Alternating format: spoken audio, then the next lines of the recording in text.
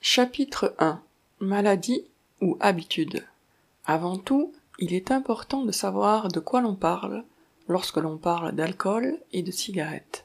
À quelle chose, au sens large, avons-nous affaire? Dans quelle catégorie mentale devons-nous ranger ce qui nous préoccupe ici? Fumer a longtemps été considéré comme une habitude parmi d'autres. On a cru cette habitude innocente et inoffensive. Au fil des années, de l'expérience, des cancers du poumon et des études scientifiques, elle s'est révélée de plus en plus nocive.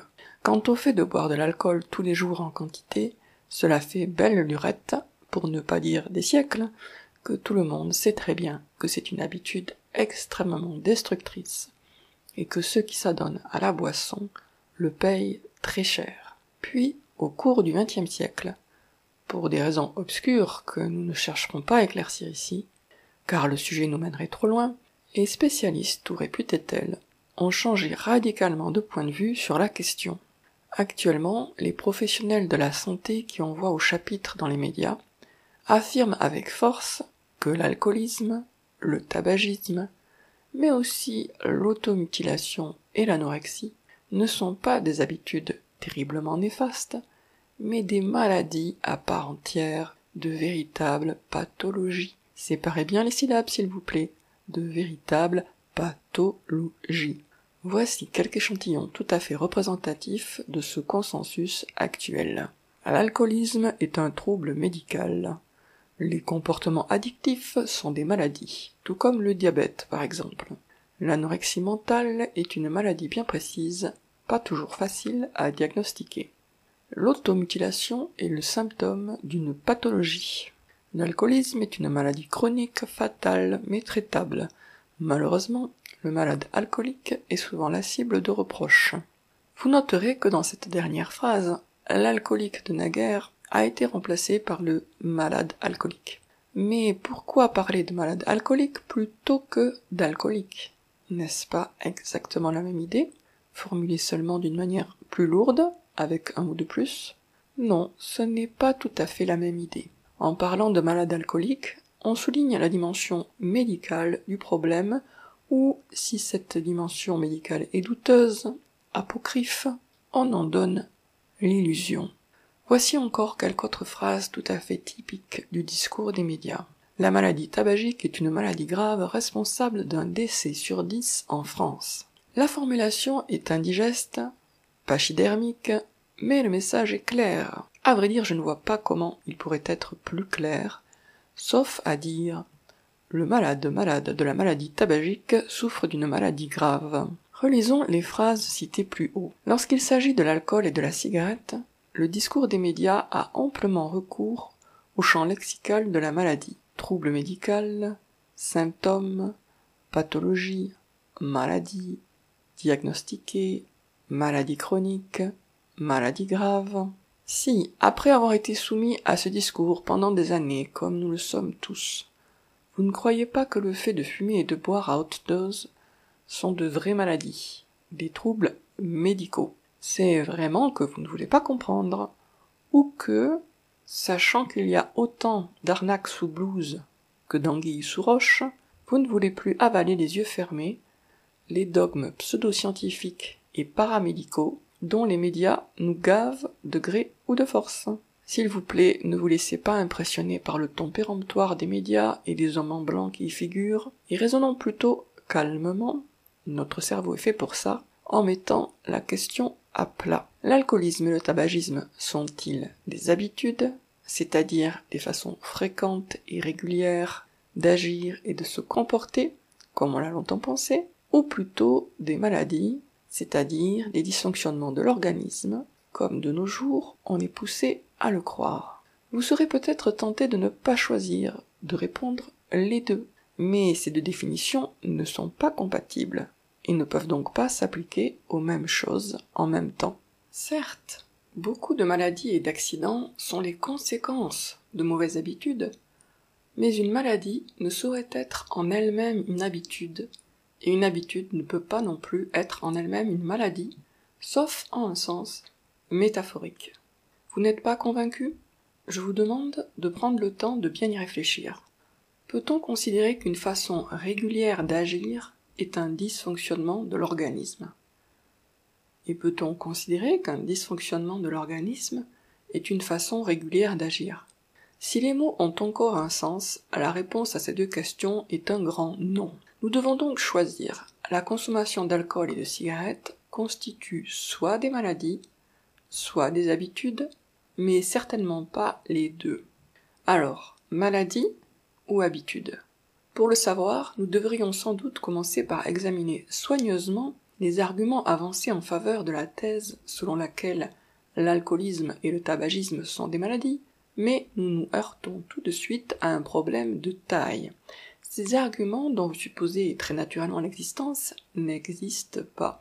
Eh oui, c'est curieux, mais c'est un fait. Les spécialistes et les journalistes qui s'expriment dans les médias n'essayent même pas de prouver que l'alcoolisme, le tabagisme, l'anorexie et l'automutilation sont des maladies. Ils se contentent de le répéter, de l'asséner, de le marteler sur tous les tons, comme si c'était une certitude absolue et indiscutable, une vérité aussi incontestable que 1 + 1 = 2. La répétition leur tient un lieu d'argumentation. En ce qui concerne la dépression, les gourous de la santé mentale prennent la peine de rassembler quelques arguments, très mollassons les arguments, en faveur de la thèse très contestable selon laquelle cet état émotionnel serait une véritable maladie. Mais pour la consommation d'alcool et de cigarettes, aucun argument n'est avancé. Personne ne cherche à démontrer quoi que ce soit, personne ne se fatigue, on se contente d'affirmer. Intéressons-nous donc sans attendre à l'autre côté de la question. Quelle raison avons-nous de penser que la consommation excessive d'alcool et de cigarettes ne constitue pas des maladies? Pour commencer, gardons à l'esprit que les maladies surviennent, arrivent. En d'autres termes, nous ne choisissons pas de tomber malade, ou du moins nous ne choisissons pas consciemment de tomber malade. Sachant cela, est-ce que la première fois qu'une personne boit un verre ou fume une cigarette, elle le fait volontairement? Est-ce qu'à ce moment-là, c'est un acte volontaire? Oui, n'est-ce pas? Alors, expliquez-moi comment le même acte, le même geste, pourrait se changer en maladie qui lui arrive. À force de les répéter, nos actes deviennent de plus en plus automatiques et de moins en moins conscients, je vous l'accorde volontiers. Mais comme rien ne peut supprimer notre libre arbitre, nous gardons toujours l'initiative, même lorsque nous avons l'impression de l'avoir perdue. Heureusement ou malheureusement, nous restons responsables de nos actes et de nos gestes, même lorsque nous sommes sous l'impression fausse, autrement dit sous l'illusion, d'en avoir complètement perdu le contrôle. La conclusion s'impose donc d'elle-même, tous ces comportements récurrents, toutes ces pratiques malsaines, alcoolisme, tabagisme, automutilation, anorexie, boulimie, etc., ne sont pas des maladies, mais bien des habitudes. De très très mauvaises habitudes, certes, mais des habitudes quand même. Qualifier des problèmes aussi dramatiques que l'automutilation, l'anorexie et l'alcoolisme de mauvaises habitudes vous paraît un euphémisme inacceptable, une sous-estimation choquante de leur gravité, un peu comme si l'on qualifiait une guerre civile de guéguerre ou bisbille? Avec tout le respect que je vous dois, chers lecteurs et chères lectrices, je ne suis pas d'accord. C'est plutôt nous, oui, nous tous, qui avons tendance à sous-estimer la force des habitudes, nous tous qui ne portons pas suffisamment d'attention aux conséquences et répercussions de nos habitudes. L'habitude est à la fois la terre glaise avec laquelle nous pétrissons nos vies et la forme que nous lui donnons. L'habitude à modeler notre passé façonne notre présent et sculptera notre avenir. Par des chaînes de causalité que l'on peut appeler effet domino ou effet papillon, nos habitudes déterminent nos existences. À ce titre, on peut dire presque sans hyperbole que l'habitude est l'un des visages du destin. Une mauvaise habitude est bien plus, et bien pire, que ce que nous mettons sans trop réfléchir sous cette expression apparemment anodine. Une mauvaise habitude est un boulet que l'on tire et qui devient de plus en plus pesant. C'est la graine d'un désastre que l'on plante et cultive. Ce sont des lendemains qui déchantent et que l'on se prépare à soi-même, avec une insouciance teintée de malaise et d'angoisse, sans oser y réfléchir de trop près. Pour voir clairement, comme le nez au milieu de la figure, que l'alcoolisme et le tabagisme, ainsi que l'anorexie et la boulimie, ne sont pas des maladies au sens littéral, il suffit d'une petite démonstration par l'absurde. Une maladie est, vous le savez, un dysfonctionnement du corps, une perturbation des fonctions biologiques. Cette perturbation peut être la conséquence d'un comportement récurrent, autrement dit d'une habitude, mais la maladie elle-même est distincte de la mauvaise hygiène de vie qui, dans certains cas, en est la cause. Ainsi, le diabète est assez souvent la conséquence d'un certain comportement alimentaire, une consommation trop fréquente de sucreries, mais la définition du diabète peut très bien se passer de toute référence à la malbouffe. Une maladie se définit sans référence à un comportement particulier, indépendamment des habitudes d'un genre ou d'un autre, qui en sont parfois ou souvent la cause. Donc, si l'alcoolisme était une maladie à part entière, un dysfonctionnement du corps, on le définirait sans mentionner la consommation d'alcool. Même chose pour le tabagisme, l'anorexie et l'automutilation, que l'on définirait sans faire référence à la cigarette, au refus de se nourrir ou aux actes agressifs dirigés contre soi-même. On pourrait donc être alcoolique sans boire autre chose que de l'eau et du jus de pamplemousse, anorexique, quoique doté d'un solide coup de fourchette, et souffrir d'automutilation avec une peau de bébé.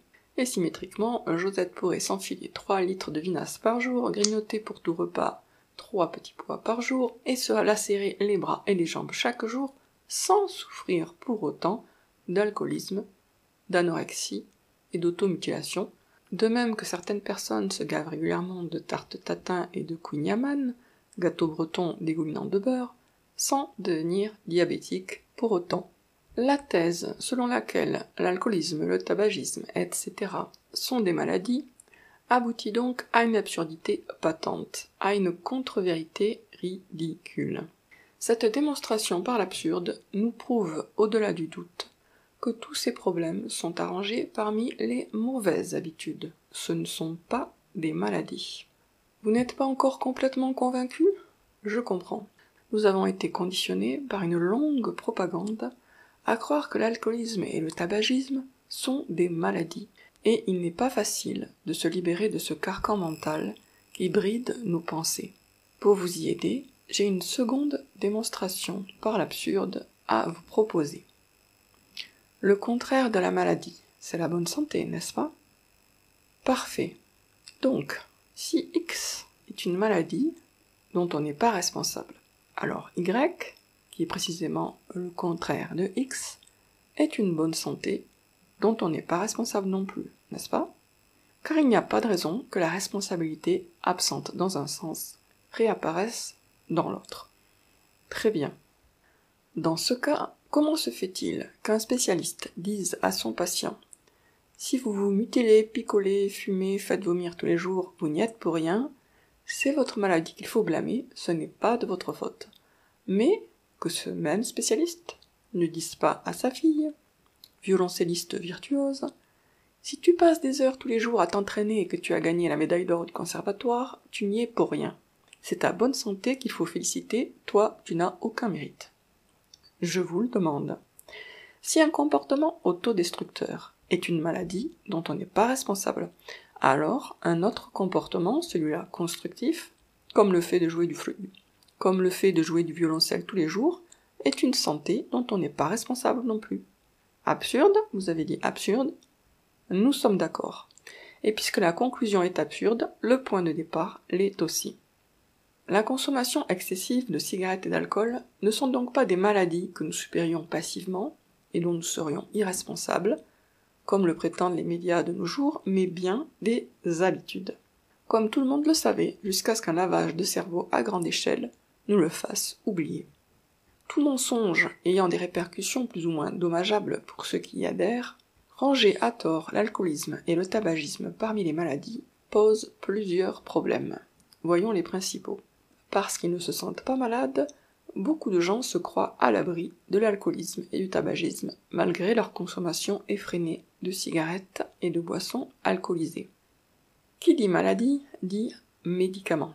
C'est ainsi que des alcooliques et des fumeurs remplacent une drogue par une autre, et donc une dépendance par une autre, en imaginant se soigner. Mais qu'on l'achète sans ordonnance au tabac du coin ou avec ordonnance à la pharmacie du coin, une drogue reste une drogue. La principale et peut-être la seule différence entre la pharmacodépendance et la dépendance, c'est le préfixe. Troisième effet pernicieux. Lorsqu'ils se croient malades, les consommateurs d'alcool et de tabac ne se tournent pas, ou plutôt se tournent mollement et sans conviction, vers leurs ressources intérieures pour briser le joug qui les opprime. En effet, leur dialogue intérieur les en décourage. Ils se disent plus ou moins consciemment « on ne guérit pas d'une maladie parce qu'on le décide ». Alors, à quoi bon décider d'arrêter de boire ou de fumer? À quoi bon utiliser ma détermination, ma volonté? Autant la garder pour autre chose. Et maintenant que nous avons un peu éclairci et débroussaillé le sujet, maintenant que nous savons de quoi nous parlons, intéressons-nous plus précisément à une habitude tellement infecte que pour l'acquérir, il faut y être poussé par le désir tout cérébral de se donner une contenance ou d'intégrer un groupe. Cette habitude, que vous avez reconnue j'en suis sûre, consiste à aspirer l'air au travers d'un petit tube pollué, de manière à ne pas le respirer pur.